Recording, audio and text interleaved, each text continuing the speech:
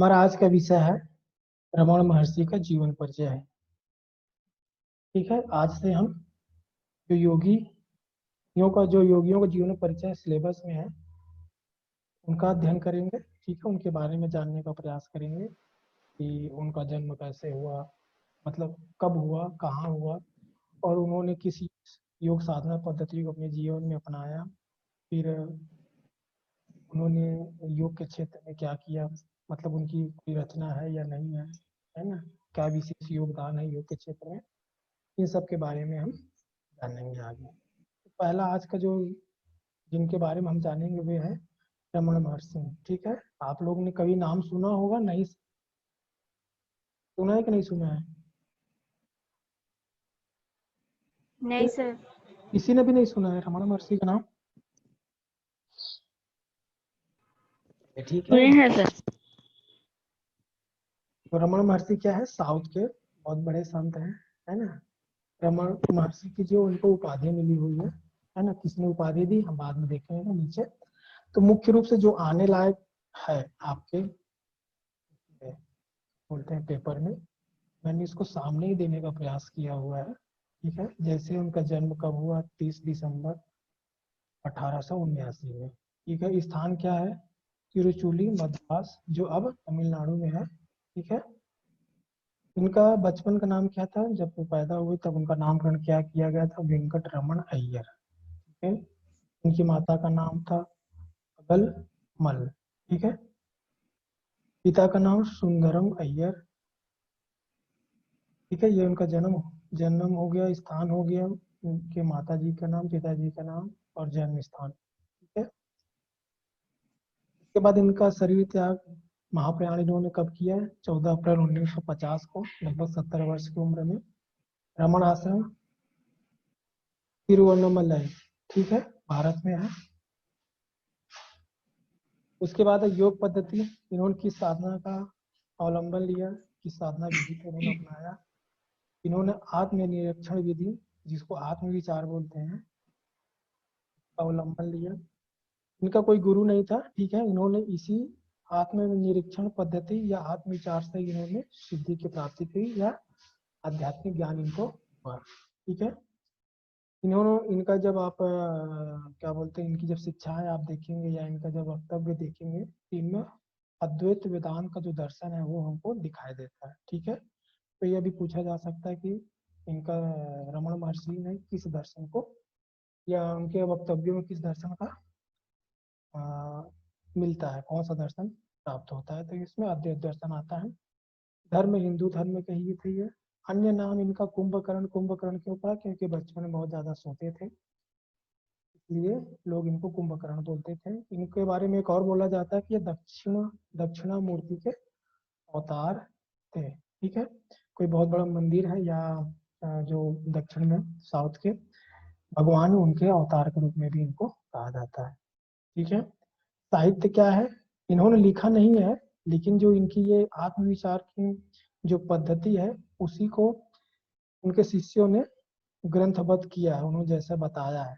ठीक है, जो हम नीचे देखेंगे पता चल जाएगा, हु एम आई मतलब मैं कौन हूँ। ठीक है, उनकी यह उनकी खुद की रचना नहीं है, लेकिन संग्रह की गई है उनके शिष्यों के द्वारा। ठीक है, ये अपना ऐसा हम ऐसा मान सकते हैं। इसमें से जो हमको मतलब जो पेपर पूछा जाने लायक है वो आपको पहले पेज में ही प्राप्त हो जा रहा है। ठीक है, अब हम थोड़ा विस्तार से देखेंगे कि इनके जन्म कैसे हुआ, उनका जीवन विस्तार से थोड़ा सा जानने का प्रयास करेंगे, क्या क्या घटनाएं घटी, कब कब घटी। ठीक है, आगे देखते हैं। जन्म पहले देखते हैं। रमन महर्षि का जन्म मदुरई तमिलनाडु भारत के पास तिरुचुली नामक गांव में 30 दिसंबर 1879 को हुआ।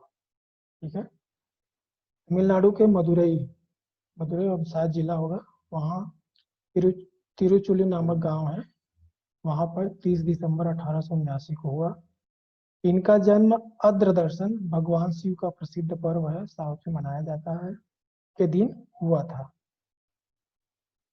उनके माता पिता ने उनका नाम वेंकट रमन रखा, जो कि बाद में रमण महर्षि के नाम से विश्व प्रसिद्ध हुआ। ये उनका जन्म है। ठीक है, जन्म में आप स्थान याद कर लेंगे, मदुरई के पास तिरुचुली नामक गांव में 30 दिसंबर 1879। ये आर्द्र दर्शन भी पूछा जा सकता है कि शिव के किस प्रसिद्ध पर्व के दिन इनका जन्म हुआ था, तो आर्द्र दर्शन का जो दिन था उसमें उनका जन्म हुआ था। उस दिन माता पिता ने इनका नाम वेंकटरमण रखा था, जो बाद में रमण महर्षि के नाम से प्रसिद्ध हुआ। ठीक है, ये ऐसा पूछा जा सकता है कि वेंकटरमण किसका नाम है। ठीक है, किसका नाम है, रमण महर्षि का, या रमण महर्षि किसका नाम है, वेंकटरमण का। ठीक है, ये जन्म हो गया।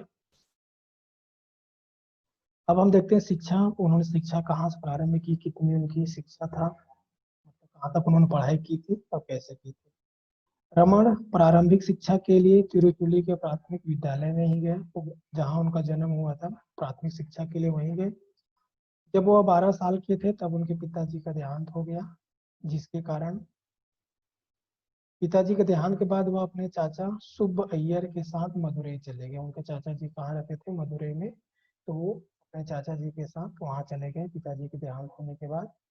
यहाँ इनको पहले स्कॉट माध्यमिक स्कूल, उसके बाद अमेरिकन मिशन हाई स्कूल भेजा गया। ठीक है, ये दोनों स्कूल में वो गए पढ़ने के लिए।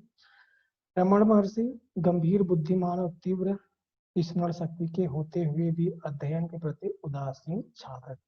अधिकतर जो उनके समय के 1800 क्या है 79 है ना, जो ये कालखंड था, इसमें जितने भी महापुरुष लगभग हुए हैं, है ना, वो लोग क्या थे, उनका जो अध्ययन के प्रति अध्ययन है ना, ये इस समय क्या है, जो ब्रिटिश शिक्षा पद्धति चालू हो गई थी, जैसे हाई स्कूल का जो नाम बता रहा है ना, अमेरिकन मिशन हाई स्कूल, मतलब वहां से मिशन स्कूल आरंभ हो गया था। ठीक है, तो उस समय के जो साधक लोग थे, वो क्या है, पढ़ने में, इस विद्या को अध्ययन करने में उनका मन ज्यादा अच्छा, उनका मन नहीं लगता था।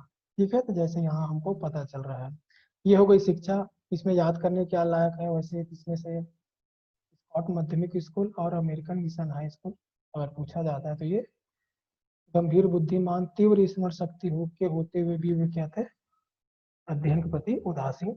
इसी तरह रामकृष्ण परमहंस के जीवन में भी ये घटना घटती है। ठीक है, जब उनका देखेंगे तो उसे पता चलेगा। ठीक है, ये हो गई शिक्षा, जन्म हो गया, शिक्षा हो गया। अब हम आगे देखते हैं वैराग्य, उनके मन में वैराग्य कब उत्पन्न हुआ। ठीक है, दो घटनाएं हैं मुख्य रूप से जिससे उनके मन में वैराग्य उत्पन्न हुआ। पहली घटना है 1895-96 की। बचपन से ही रमन को लगता था कि अरुणाचल तमिलनाडु के तिरुवनामलई शहर में स्थित एक पवित्र पर्वत और शिव मंदिर है। ठीक है, तिरुवनामलई के पास एक पर्वत है जिसको अरुणाचल पर्वत बोलते हैं, में कुछ रहस्यमय है जिसको समझना जरूरी है। इस पर्वत के बारे में साउथ में बड़ी अच्छी मान्यता है ना, जैसे अपने अपन कैलाश के प्रति हमारी जैसी श्रद्धा है, उसी तरह साउथ में अरुणाचल पर्वत की जो श्रद्धा है वैसी है। ठीक है, ऐसा माना जाता है। जब वह 16 साल के थे, उनके यहाँ एक बुजुर्ग मिलने के लिए आए। रमन के पूछने पर बुजुर्ग ने बताया कि वह अरुणाचल से आए हैं। ठीक है, यह जानकर वेंकट रमन उनसे बहुत कुछ पूछने के लिए उत्सुक हुए और अरुणाचल के बारे में बुजुर्ग से कई सवाल किए। ठीक है, जब उनको पता चला कि वो बुजुर्ग अरुणाचल पर्वत के पास के एरिया से आए हैं, ठीक है, भूभाग से आए हैं, तो बहुत खुश हुए और वो उनके पास जाकर उनके मन में जो कुछ प्रश्न थे उन्होंने उनसे पूछा। ठीक है, और पूछने के बाद उस अरुणाचल पर्वत के प्रति उनके मन में और अधिक श्रद्धा हो गई, उत्पन्न हो गया। ठीक है, जिससे वहां जाने की उनका मन करने लगा। ये घटना थी। दूसरी घटना थी, रमन का ध्यान अरुणाचल की ओर आकर्षित किया। एक दूसरी घटना ने रमन का ध्यान अरुणाचल की ओर आकर्षित किया और उनकी गहरी आध्यात्मिक भावना को जागृत किया। वह क्या थे, उन्होंने 73 शिव संतों से संबंधित एक धार्मिक पुस्तक पढ़ी। ठीक है, उन्होंने पहले धार्मिक पुस्तक यही पढ़ी थी। लगभग ये उम्र होगी उनकी 16 साल की। ठीक है, 16 साल की उम्र में उन्होंने 13 शिव संतों या महापुरुषों से संबंधित पर लिखी गई एक धार्मिक पुस्तक पढ़ी। इस पुस्तक को पढ़ने के बाद यह उनका पहला धार्मिक साहित्य था। इसको पढ़कर वह बहुत रोमांचित हुए। ठीक है, पुस्तक में दिए गए पवित्र संतों के उदाहरण उनके हृदय को छू गए।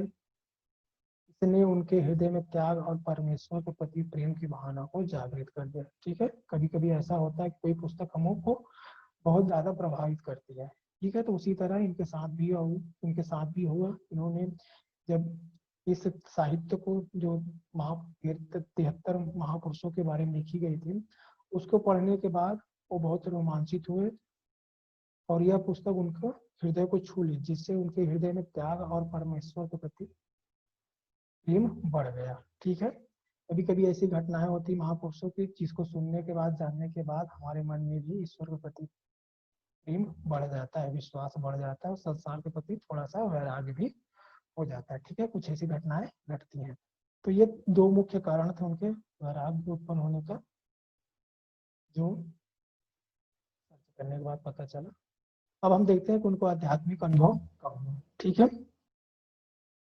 रमण महर्षि को 17 वर्ष की अवस्था में आध्यात्मिक अनुभव हुआ। यह अनुभव कैसा है इसी में हमको पता चलेगा। एक दिन वह एकांत में अपने चाचा की घर की पहली मंजिल पर बैठे हुए थे। ठीक है, क्या घटना है, वो अपने, जैसे कि हमको पता है कि पिताजी के देहांत होने के बाद वो अपने चाचा के यहाँ चले गए थे, तो वहाँ उनका जो घर था वहाँ पर पहली मंजिल पर एकांत स्थान पर बैठे थे। वो हमेशा की तरह वह पूर्णतः स्वस्थ थे। अचानक से उन्हें मृत्यु का भय अनुभव हुआ।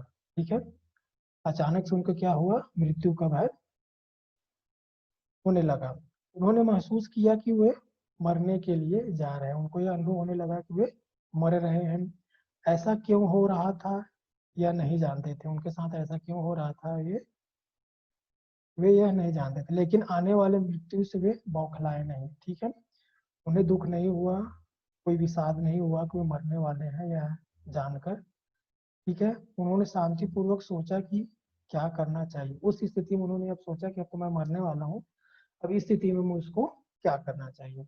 ठीक है, उन्होंने अपने पास उन्होंने अपने आप से कहा अब मृत्यु आ गई है।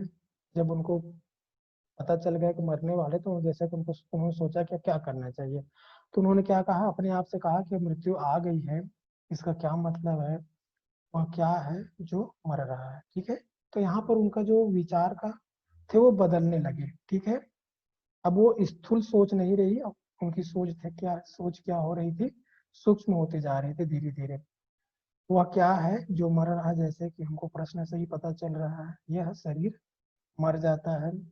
वह तत्काल लेट गए। ठीक है, यह जानने के बाद शरीर क्या होता है, मर जाता है, तो वो क्या है, जैसे बैठे थे तो तत्काल वहीं पर जिस जिस जगह पर बैठे थे उसी जगह पर लेट गए।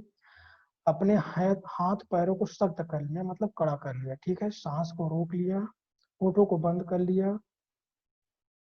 इस समय उनका शरीर एक शव के समान प्रतीत होने लगा। जैसा जब उन्होंने अपने पूरे शरीर को कड़ा कर लिया, सांसों को रोक लिया, होठ बंद कर लिए, तो उस सोए हुए अवस्था में उनका शरीर कैसा लग रहा था, एक शव की भांति लग रहा था। अब क्या होगा, उनके मन में फिर प्रश्न आया, यह शरीर अब मर चुका है। ठीक है, उन्होंने यह अनुभव किया कि उनका यह शरीर मर चुका है, यह अब जला दिया जाएगा और राख में बदल जाएगा। ठीक है, मर जाता है तो अमूमन हमारे हिंदू समाज में क्या होता है कि शरीर को ले जाते हैं शमशान में, है ना, जहाँ अग्निदाह किया जाता है उस स्थल पर, और शरीर को जला देते हैं। जलाने के बाद शरीर क्या होता है, राख में बदल जाता है। ठीक है, लेकिन शरीर के मृत्यु के साथ क्या मैं मर गया हूँ, क्या मैं शरीर हूँ। ठीक है, फिर उन्होंने यह सोचा, शरीर के नष्ट हो जाने के बाद क्या मैं मर गया हूँ, क्या मैं शरीर हूँ। यह शरीर तो शांत और निष्क्रिय है। उनको यह अनुभव होने लगा कि उनका यह शरीर क्या है, शांत है और निष्क्रिय है। लेकिन मैं तो अपनी पूर्ण शक्ति लेकिन मैं तो अपनी पूर्ण शक्ति और यहाँ तक कि आवाज को भी महसूस कर पा रहा हूँ। ठीक है, इनको दोनों अनुभूतियां हो रही थी, शरीर के शांत और निष्क्रियता अवस्था भी और अपनी अवस्था। ठीक है, जो आत्मा जिसको हम बोलते हैं आत्मा, उसकी भी उनको अनुभूति हो रही थी। जैसे यहाँ पर ये बोल रहे हैं कि मैं अपनी पूर्ण शक्ति और यहाँ तक कि अपनी आवाज को भी महसूस कर रहा हूँ, मैं इस शरीर से परे एक आत्मा हूँ। ठीक है, तो यहाँ पर उनको आत्मा और शरीर का जो भेद है, ठीक है, उनको यहाँ पर अनुभव होने लगा। शरीर मर जाता है पर आत्मा की मृत्यु नहीं हो, आत्मा को मृत्यु नहीं छू पाती, मैं अजर अमर। और फिर वहां पर यहाँ पर रमण महर्षि को क्या हुआ, इस घटना से आत्मा का ज्ञान हो गया कि शरीर नश्वर है और आत्मा क्या है, अमर है। ठीक है, यह विचार, इसको हम विचार बोल सकते हैं, इस विचार के माध्यम से इनको यहाँ पर अनुभूति हुई। इस आत्मविचार ने रमण को पहली बार आध्यात्मिक अनुभव कराया। बाद में इस आत्मविचार को आत्मनिरीक्षण पद्धति के नाम से, एक साधना पद्धति के नाम से जाना जाने लगा। उनके जो शिष्य हैं उनको इसी पद्धति के द्वारा साधना कराया जाता है जब उन्होंने अपना आश्रम स्थापित किया। ठीक है, तो यह जो आत्मविचार है वही क्या है, आत्मनिरीक्षण की पद्धति। ठीक है, हमारे शास्त्रों में इसी को नेति नेति की पद्धति बोलते हैं कि शरीर से परे जाना। ठीक है, नहीं नहीं का अभ्यास करते हुए धीरे धीरे जो है उसकी हमको क्या होती है, अनुभूति होने लगती है। ठीक है, उसी के ही समतुल्य हम ये मान सकते हैं। रमण ने इस अनुभव को अपने भक्तों को सुनाया और बताया कि यह अनुभव तर्क की प्रक्रिया से परे है। उन्होंने सीधे सच को जाना और मृत्यु का डर सदा के लिए गायब हो गया। जो उनका मृत्यु का जो भय था वह क्या है, इस प्रक्रिया के बाद सदा के लिए दूर हो गया। एक इस प्रकार युवा वेंकट रमन ने बिना किसी साधना के अपने आप ही आध्यात्मिकता के शिखर को पाया। ठीक है, तो यहाँ पर उनको गुरु की आवश्यकता नहीं हुई और न ही किसी साधन पद्धति। यह आत्मविचार ही रमन महर्षि को क्या किया, आध्यात्मिकता के शिखर पर पहुंचा दिया। अहंकार स्वयं जागरूकता की बाढ़ में कहीं हो गया। अचानक एक लड़का जो वेंकट रमन के नाम से जाना जाता था एक साधु और संत में बदल गया। अब वह एक पूर्ण ज्ञान के साथ विकसित ज्ञानी ही था। ठीक है, तो उनको आत्मज्ञान हो गया जिसके बाद एक संत और साधु के रूप में वे जाना जाने लगे। ठीक है, ये उनका आध्यात्मिक अनुभव हमने देख लिया। अब हम देखते हैं कि उनको प्रिय त्याग हुए कब करते। इस अनुभव के बाद प्रिय त्याग कर देते। 17 वर्ष की अल्पायु में ही रमण का व्यवहार एक योगी के समान हो गया था। ठीक है, क्योंकि उनको आध्यात्मिक ज्ञान हो। कि आध्यात्मिक अनुभव के 6 सप्ताह बाद ही इस घटना ने उन्हें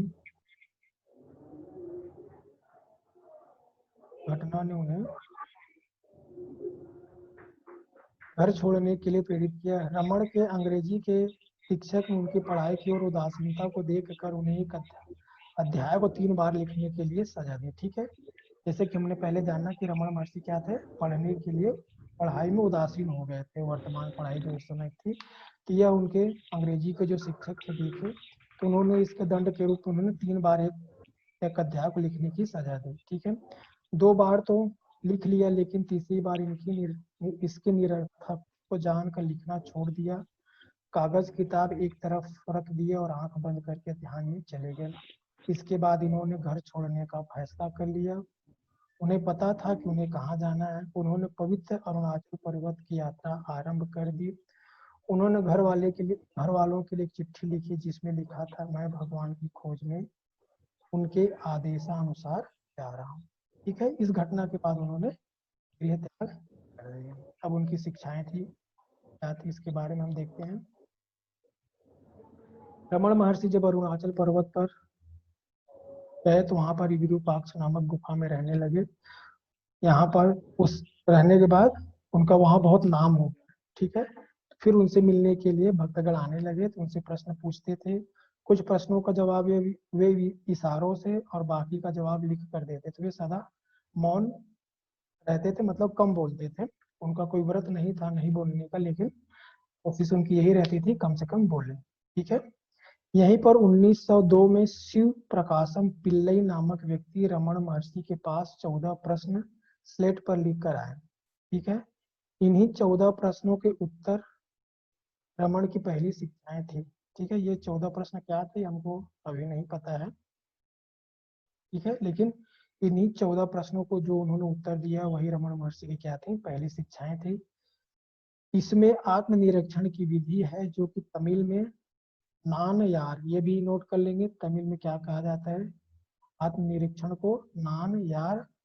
और अंग्रेजी में हु एम आई, हिंदी में क्या होगा, मैं कौन हूँ के नाम से प्रकाशित हुई। उनकी ये जो शिक्षाएं थी वे तमिल में और अंग्रेजी में हुए माए तमिल में नार यार के नाम से प्रकाशित हुई। उस समय के प्रसिद्ध संस्कृत विद्वान गणपति आचार्य 1907 में रमण से मिलने गए।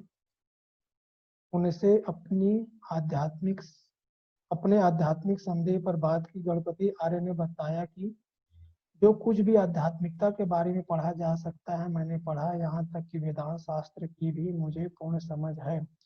जब भी मैं अपने हृदय से करता हूँ, लेकिन फिर भी तपस क्या है अब तक समझ नहीं पाया। ठीक है, एक बहुत बड़े विद्वान थे गणपति आचार्य। वे महर्षि रमण के पास अपनी आध्यात्मिक के प्रति जो संदेह है, साधना के प्रति, वो उसको जानने के लिए गए। अब तक समझ नहीं पाया हूँ, ये जानने के लिए आपकी शरण आया हूँ। ऐसा कहकर वो रमण महर्षि के पास गए और बोले। रमण महर्षि 15 मिनट तक उनकी आंखों में शांत होकर देखते रहे, फिर बोले।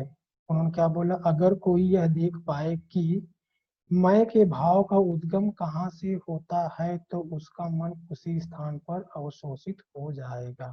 ठीक है, ये बहुत उच्च कोटि का विचार है कि अगर कोई इसका अभ्यास करे कि मैं का जो भाव है कहाँ से उत्पन्न होता है, ठीक है, इसके जानने का प्रयास करे तो मैं क्या है उसी स्थान पर जहाँ से उत्पन्न होता है उसी में जाकर अवशोषित हो जाएगा, मतलब शांत हो जाएगा उसी स्थान पर जाकर।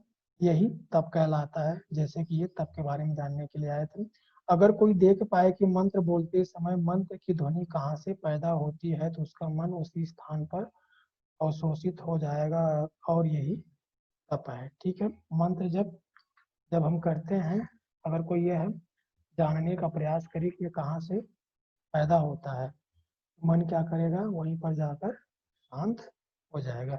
यह रहस्य उद्घाटन जानकर विद्वान शास्त्री ने उनके सामने आत्मसमर्पण कर दिया और उन्हें भगवान व महर्षि के नाम से संबोधित किया। कभी कभी ऐसा आ सकता है कि महर्षि या भगवान के नाम से संबोधन किसने किया, तो इनका नाम क्या है? गणपति आचार्य। ठीक है, 1907 में। ये आप नोट डाउन कर लेंगे। शास्त्री ने बाद में रमण गीता लिखी, इसमें महर्षि की शिक्षाओं के बारे में बताया गया है। रमण महर्षि के शिष्यों ने उनके लिए एक आश्रम और मंदिर का निर्माण किया उसके बाद, जहाँ पर देश और विदेश के भक्त आकर रहने, ठीक है, रहते थे और उनसे अपनी शंकाओं का समाधान जानते थे। इसके बाद है, ये हो गया उनकी शिक्षाएं। स्वास्थ्य परेशानी क्या थी उनको, इसके बारे में देखते हैं आगे। रमण महर्षि के तिरुवन्नामलई के आगमन के 50 वर्ष 1946 में हो गए। ठीक है, 1946 में 50 वर्ष रमण महर्षि को तिरुवन्नामलई में रहते हुए हो गया। इस उपलक्ष्य में वहां पर स्वर्ण जयंती मनाई गई। ठीक है, 1947 में उनकी तबीयत खराब होने लगी और कुछ समय उपरांत उनके बाएं हाथ की कोहनी में एक गांठ। ठीक है, आश्रम के चिकित्सकों ने उसे काटकर बाहर निकाल दिया, लेकिन 1 महीने बाद फिर से वह निकल गई जो उनके बाएं हाथ पर थी। क्योंकि महर्षि अरुणाचलम से बाहर नहीं जाते थे, इसलिए चेन्नई से शल्य चिकित्सकों का एक दल आश्रम को अरुणाचल को छोड़कर जब वो वहां गए तो फिर वो वहां बाहर नहीं निकले। ठीक है, मतलब उसी क्षेत्र में ही वे रहते थे, उससे बाहर जाने का उनका मन नहीं करता था।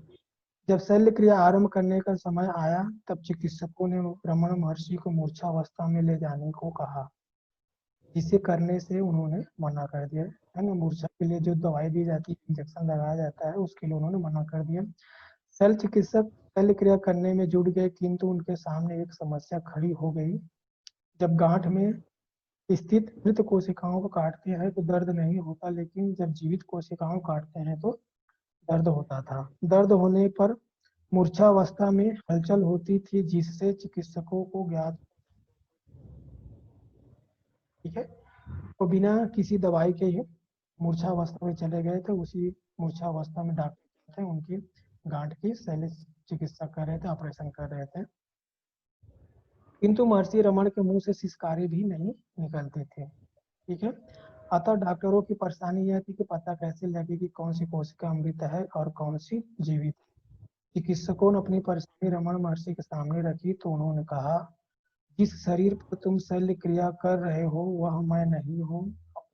मैंने अपने आप को शरीर से अलग कर रखा है और वेदना तो शरीर की होती है। ठीक है, तो फिर उन्होंने अपनी परेशानी रखी तो रमन महर्षि ने इस हिसाब से उसका जवाब दिया। फिर उन्होंने शल्य क्रिया की। शल्य क्रिया के बाद भी गांठ ठीक नहीं हुई। ठीक है, 3-4 बार शल्य क्रिया हुई जिसके कारण गांठ ठीक नहीं हुई। इसके बाद शल्य चिकित्सकों ने महर्षि रमन का हाथ अलग करने का सुझाव दिया जिसे उन्होंने मना कर दिया। उन्होंने कहा कि चिंता की कोई बात नहीं है, शरीर नश्वर है और इसका एक प्राकृतिक अंत है, इसी पंखु बना देना सही। अंतिम देखते हैं क्या इसी के कारण उनका देहावसान हुआ, मतलब माध्यम बना। देहावसान कब हुआ, उन्होंने महाप्रयाण कैसे किया इसके बारे में देखते हैं। गांठ के शल्य क्रिया के बाद भी महर्षि की आंखों में हमेशा की तरह चमक रहती थी और वह अपने दर्द के प्रति उदासीन रहते थे। उन्होंने अपने भक्तों से मिलना जारी रखा। जो भक्त उनके दुख से दुखी थे उनसे उन्होंने कहा कि मैं यह शरीर नहीं हूँ। 15 अप्रैल 1950 की शाम के समय महर्षि ने सभी भक्तों को दर्शन दिया। आश्रम आश्रम में सभी जानते थे कि अंत समय निकट है। सबने अरुणाचल शिव भजन गाया। महर्षि ने अपने सेवकों से कहा कि उन्हें बैठा दे। उन्होंने थोड़ी समय के लिए अपनी चमकदार अनुग्रहित आंखें खोली। उनके चेहरे पर मुस्कान थी और उनकी आंखों की बाहरी कोने से आनंद के आंसू निकल रहे थे। एक गहरी सांस के साथ वे शांत हो गए। उसी क्षण एक धूमकेतु आकाश में दिखाई दिया जो कि धीरे धीरे पवित्र पर्वत अरुणाचल के शिखर पर पहुंचकर के पीछे गायब। प्रकार हमने रमण महर्षि का जीवन परिचय देखा।